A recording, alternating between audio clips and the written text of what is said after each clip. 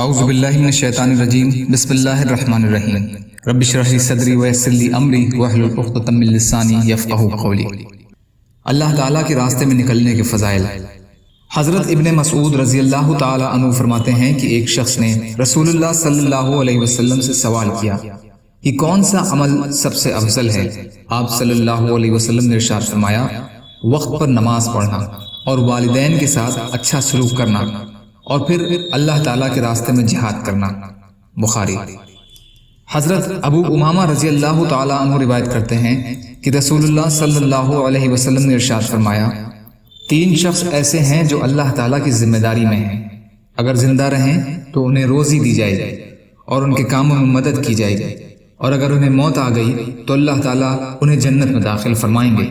ایک وہ جو اپنے گھر میں داخل ہو اور سلام کرے، دوسرا وہ جو مسجد جائے، تیسرا وہ جو اللہ تعالیٰ کے راستے میں نکلے۔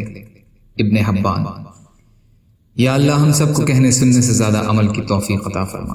یا اللہ جو مظلوم ہیں، پریشان حال ہیں، بیمار ہیں، قرض میں ہیں، بے روزگار ہیں، محتاج ہیں، ان کی مدد فرما۔ یا اللہ جو دنیا سے ایمان کی حالت میں چلے گئے ان کی مغفرت فرما۔ یا اللہ صبر کرنے والا، شکر کرنے والا اور اچھی طرح عبادت کرنے والا بنا۔ برحمتک یا ارحم الراحمین، لا الہ الا اللہ محمد رسول اللہ۔ السلام علیکم۔